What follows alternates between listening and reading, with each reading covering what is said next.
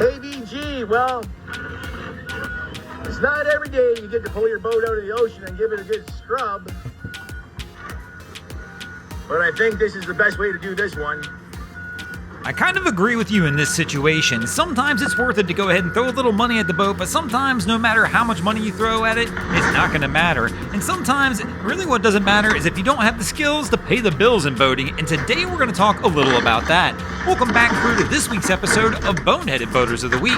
Now, of course, this channel is focused and based around those who really don't have the skills to pay the bills, but of course, that is not everybody out there on the water. There are plenty of skilled people out there on the water who know exactly what they're doing and even excel at what they're doing. Now, when we say the skills to pay the bills, of course, we're not talking about paying bills with real money.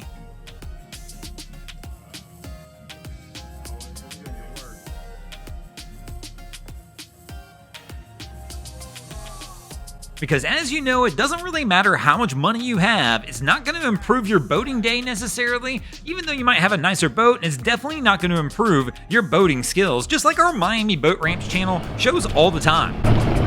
We see plenty of people with nice boats down there, but as we mentioned, that doesn't always mean they have the skills to go down there, get the boat safely on the dock every single time. Plenty of times it goes wrong.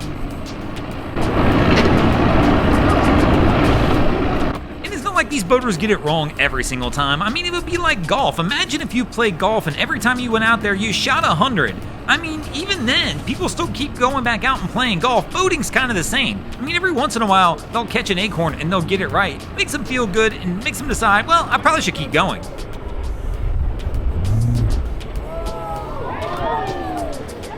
But then, just like the golf course, you'll have moments that'll go so bad, you'll wonder why you ever bought the clubs or the boat in the first place. And of course, boating really can be made relative to sports as a whole. They're very similar in a lot of ways. Kind of like you get as much as you give. In sports, if you go out there and practice and focus hard, a lot of times you're going to get better. Boating's kind of the same way, but on occasion, you're still going to hit a foul ball. But all you can do when that happens is pick your teammates up around you and try again and hope for the best on the next attempt. Because just like in sports, you're going to miss 100% of those shots that you do not shoot, and you never know when you're going to go out there and get that first hole-in-one.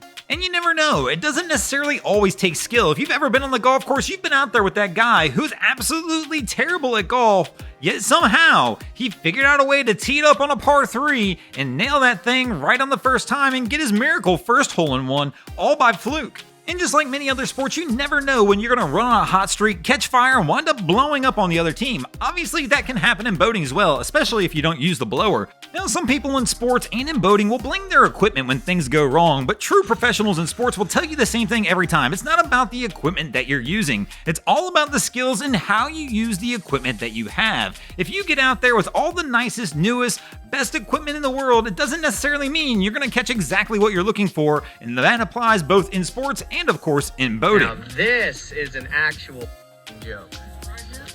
You have got to be kidding me. Homie is literally scuba diving under my boat.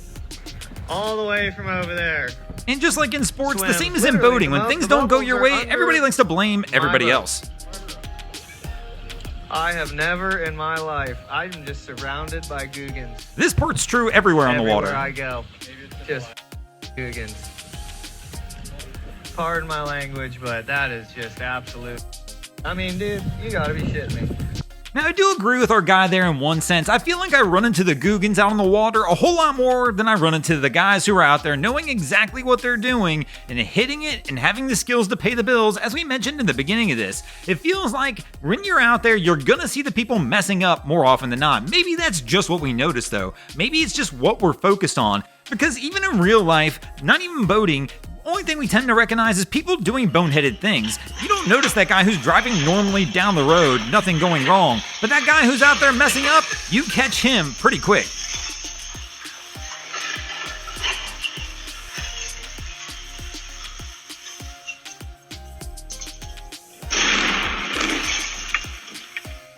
And it's not always just the googans who are getting it wrong, or the noobs who are out there boating or in any type of event that go out there and mess things up. A lot of times, the pros have bad days too. Whether we're talking about pros at a sporting event or professional armed forces who decide they're going to go ahead and put on a show at a sporting event. But one problem with this situation is I don't believe anybody warned the crowd that this professional stunt-tacular here was actually going to be a comedy show versus armed forces showing you how to do this. At what point in time were you a part of this platoon and you saw the first two people go down where you didn't say in the back of your head, okay, let's go ahead and abort the mission on this one? But nope, for whatever reason, this crew decided to keep on bringing the pain and keep on coming. Now, speaking of professionals, there of course are professionals in boating as well. There are pro mariners who are out there doing this for a living. This is their chosen career and the thing that they are the best at when it comes to being out there in the water and taking care of things. But even the pros, the professional mariners who get out there and do this stuff on a daily basis, even though they might be doing bigger things with bigger boats,